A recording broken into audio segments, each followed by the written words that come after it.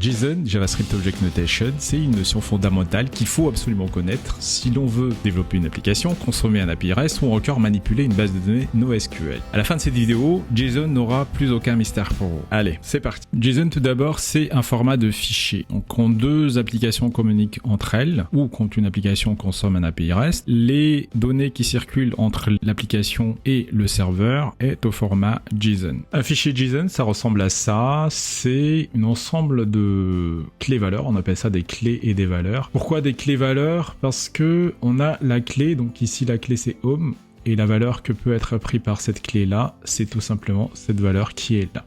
Donc, un fichier JSON, il est composé d'un ensemble de clés qui sont organisées sous forme d'arborescence. Donc là, la racine, on a home, et juste en dessous, on a deux autres clés qui sont products et catégories. Et en dessous, on a, pareil, pour catégories, on a une clé qui s'appelle data, et juste en dessous, on n'a plus rien. On n'a que la data.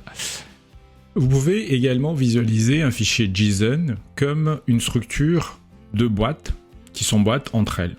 Une boîte contient une autre boîte qui elle-même peut contenir plusieurs boîtes et sur chaque boîte, il y a des étiquettes qui permettent d'identifier le contenu qu'il y a à l'intérieur. Donc là, par exemple, sur ce fichier JSON-là, on a une boîte qui s'appelle Home, en dessous de laquelle on a une boîte Products et une boîte Categories, à l'intérieur de laquelle on a une boîte Data qui elle-même contient une liste de data avec pour chaque data un name, un ID, un link et une description. Une fois que vous avez compris tous ces concepts-là, maintenant ce qu'il faut savoir, c'est pour chaque clé, il y a une valeur. Donc dans la valeur en lui-même, il va avoir un type de la valeur. Ça peut être un tableau. Dans ce cas-là, il y aura le crochet ouvrant et le crochet fermant, suivi d'un objet. Un objet va commencer, lui, par contre, par une accolade ouvrante et une accolade fermante. Chaque élément de l'objet va avoir un nom et une valeur, comme pour l'objet principal JSON.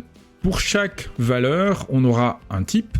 Donc le type que peut prendre une valeur, ça peut être, comme je l'ai dit, un tableau, ça peut être également une chaîne de caractères, un texte, et également un nombre ou une valeur booléenne. Une valeur booléenne, c'est une valeur qui peut prendre une valeur vraie ou fausse. Si c'est vrai, c'est true, si c'est faux, c'est false. Ce qu'il faut retenir, c'est que JSON, c'est juste un format de fichier. Le contenu du fichier, c'est un ensemble de clés et de valeurs. La clé, c'est le nom qui permet d'identifier le contenu de la valeur, et une valeur peut être un objet, un tableau ou une donnée unitaire. Le type de la donnée unitaire, ça peut être un nombre, une date, une chaîne de caractères ou une valeur booléenne ou encore une valeur non définie.